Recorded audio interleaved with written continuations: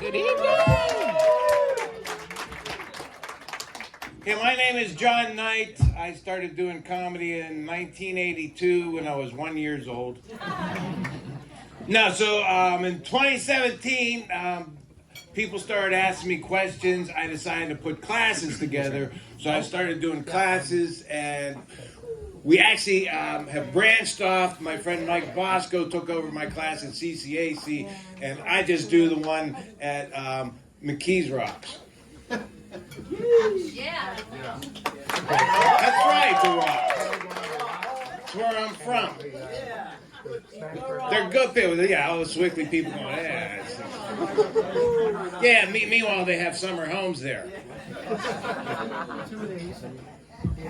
But I live in Moon now. I live in Moon. We got a Walmart. There was one 5 minutes this direction from my house, and there was another Walmart 5 minutes this direction, and they put one in the middle.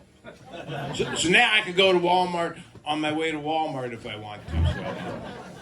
So. I was on a ship. I do a lot of cruises. I was doing an Australian cruise. All the passengers were Australian, and I started talking about Walmart, and one of the women says, "Oh, there's no Walmart in Australia. We don't know what you're talking about. There's no Walmart in Australia." So I was curious. I said, "Well, in Australia, where do fat women in halter top shop for their underwear?" No place for them to go. But all the stores do it now, but Walmart was the first one that said, "You know what? We really don't need cashiers anymore. Let's let these assholes check themselves out," right? And every time I get in the self-checkout line, I know I'm going to get pissed off. I know I'm going to get aggravated. The only time I do it is when it's panic shopping, right? Like when it's going to snow 3 inches.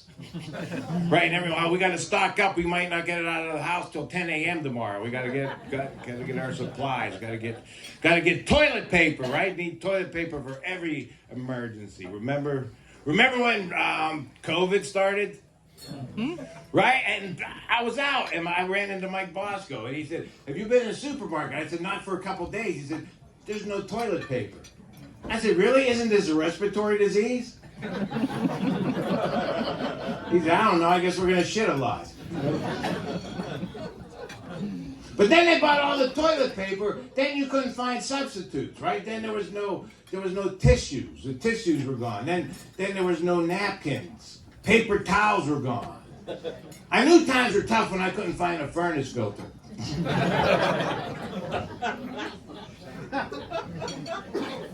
But I go in the store the one day, right, and it's long lines. Everyone's checking out, and the shortest line was self-checkout. Right, so I get in the self-checkout. The guy in front of me only has a few items, and so I get behind him. First item he wants to scan were grapes, right? And the grapes won't scan. How many times do you try before you give up? I'll give you 1, 2, 4, maybe 5. Son of a bitch was up to 32. I counted, right?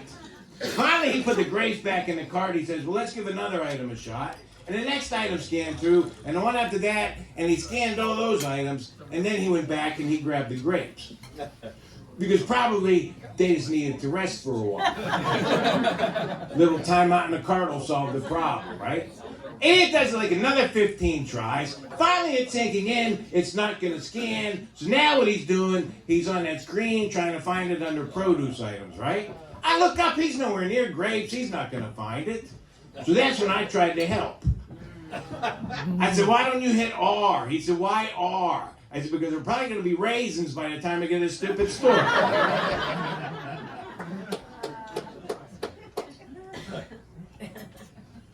Are you kids old enough to be in here? Huh? Who are you?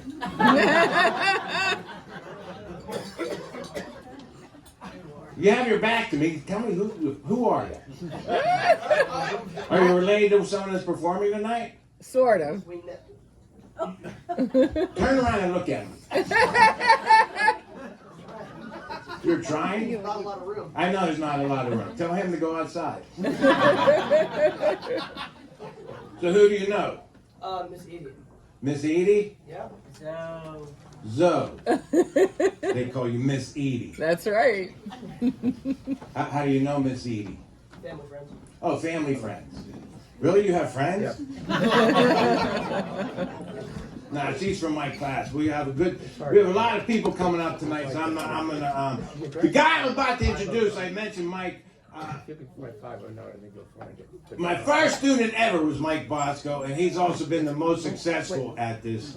And that's why when CCAC asked me, what I couldn't do because I was working too steady on the ships, and they said, you know someone that could replace you.